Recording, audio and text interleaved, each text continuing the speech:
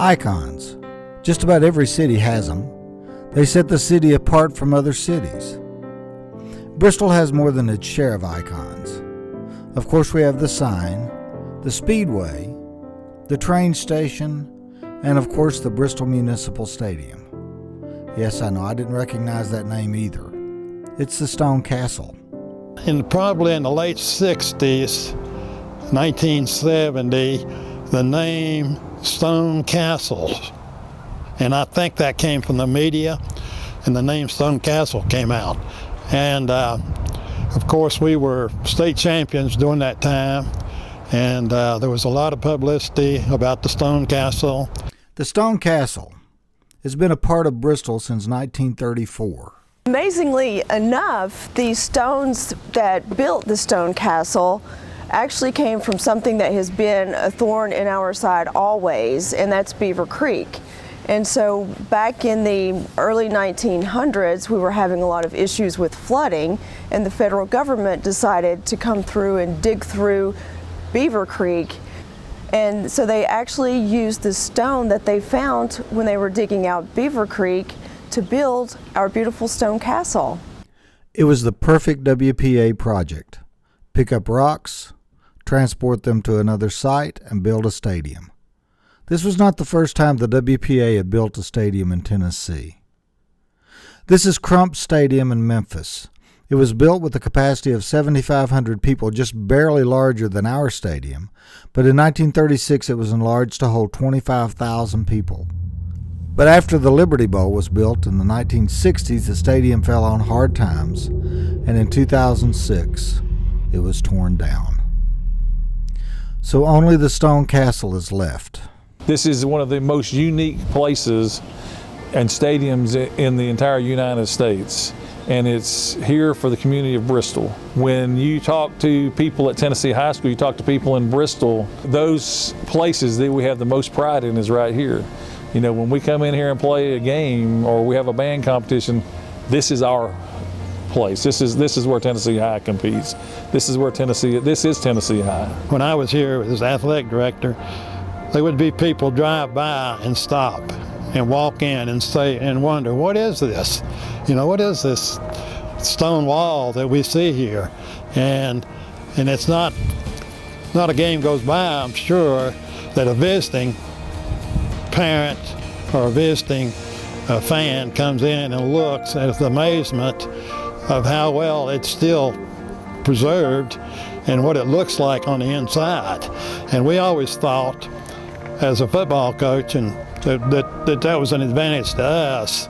The Stone Castle was always an advantage to us. When we hear about the home field advantage, well, to us that was really a home field advantage. 80 years is a long time for any structure to stand, and as can be expected, the old stadium is showing a lot of wear.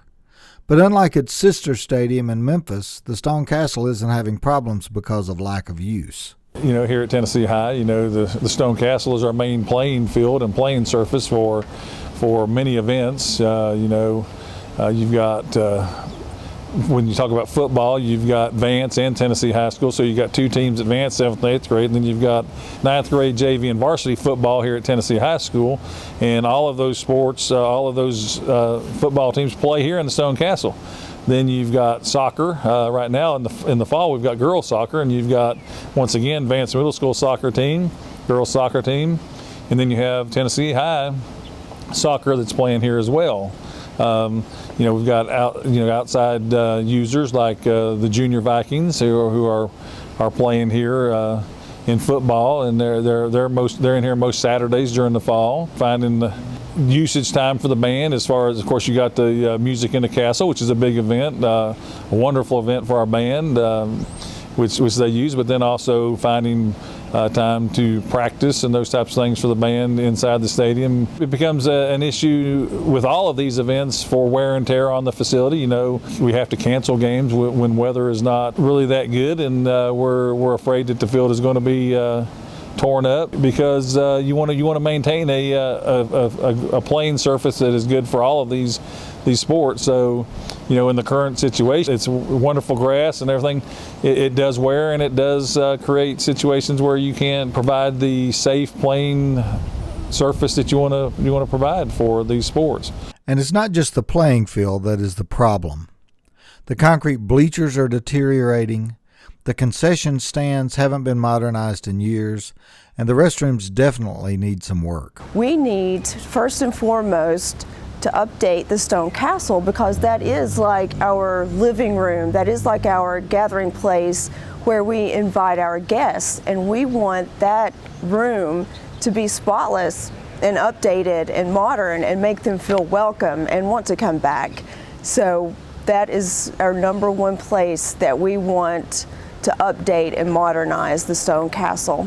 Our bathroom facilities have not been updated in many years. I don't know how many years, but that is really sorely needed to get our bathrooms updated. I mean, we've done the best we could over the years with what we've had, but it really is important for visiting people from other areas when they come in to see our facility that they see stuff that is updated and newer. And there's the concession stands. When you're serving food out of a concession area, if it looks a little bit old and in need of repair, sometimes that might weigh on somebody's mind before they buy a bag of popcorn or a hot dog or something like that. The stadium needs work, and that work will not be cheap. So there was a committee formed called the Stone Castle Rejuvenation Committee. The first initiative for the Stone Castle Rejuvenation Committee was to basically answer a challenge, which was the result of a facility study here at the Bristol, Tennessee City Schools facilities that was to maximize the utilization of the stone castle. That came with the recommendation to put down artificial turf so that inclement weather any time during the week, any time during the year would not restrict the utilization of the stone castle. Our true focus is to make sure that this castle is prepped and in great condition for our Friday night football games, as it should be. And so what that does a lot of times through inclement weather is it causes events for some of these other students that play soccer and football at the younger levels to have their events canceled and or postponed. And that's something that we want to make sure that doesn't happen in the future. That challenge was both from the city as well as the city school system, who was willing to pay 25%, and the other entity pay another 25% for the installation of the turf. We went to work and started raising the funds to accommodate the remaining $350-some thousand. Artificial turf on a high school athletic field? It's not uncommon at all. Most of our surrounding rivalries do have artificial turf, and there's very few colleges that do not have artificial turf in their stadiums. Yeah, the turf we're looking at is what they call a fourth generation turf. It is absolutely what you see on all of the professional football team fields, and now they're associating less injuries with having turf more so than more injuries. Our Bristol, Tennessee City School Board, through a list of capital improvements, has also allocated some additional funds so that this year, along with putting in the artificial turf, we're going to have the opportunity to resurface the bleachers, the concrete bleachers on both sides, as well as the stairwells that go down from each side of the bleachers, get up some new hand railing, and most importantly, we want to get in some handicapped accessibility seating up in our stands. That's a major hindrance here within the stadium today, is that we can't accommodate some of our handicapped Viking fans, and with that will come some new restrooms right outside. Where you come into the stadium in the plaza, we'll be taking the current tech area and turning that into a handicapped accessible men's and women's room, so that we can also bring those fans in and not only accommodate a safe surface for individuals to transition from down to the concessions and back up to their seating, but also to be able to accommodate some of our handicapped Viking fans to be able to easily get in and sit comfortably during an event, and then get back out whenever the event's over. The amount of money that's needed to complete the rejuvenation of the stadium is substantial. There are 3 phases to the process. The first is almost already paid for and involves a new playing field, the improvements for better handicap accessibility, repairing and coating the bleachers, and to install new seating.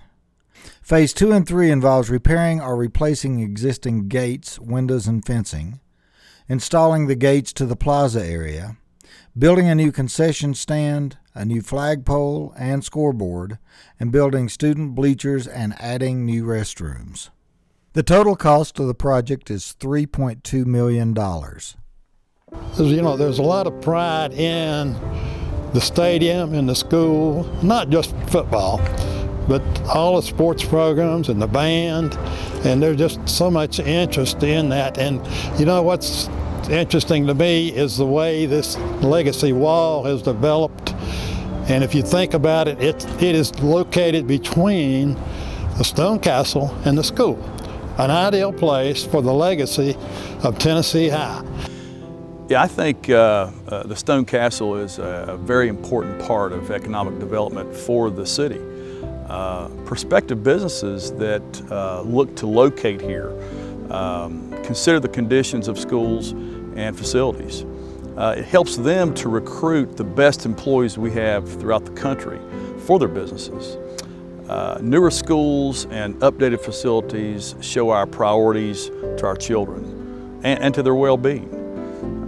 It shows that we're a vibrant community and not a dying city. We have history in Bristol, and we can look back at different things. We are the birthplace of country music. We did come about because two railroads crossed and we developed into an industrial town. We did have hard times to hit. There was poverty, but we overcame all those obstacles.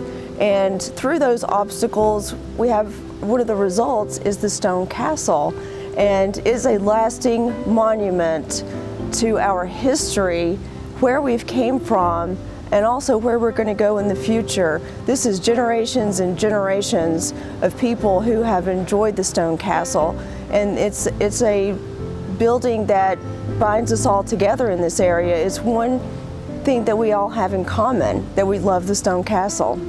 For more information and to donate to the Stone Castle Rejuvenation Project, go to www.stonecastle.org or call 423-989-3766.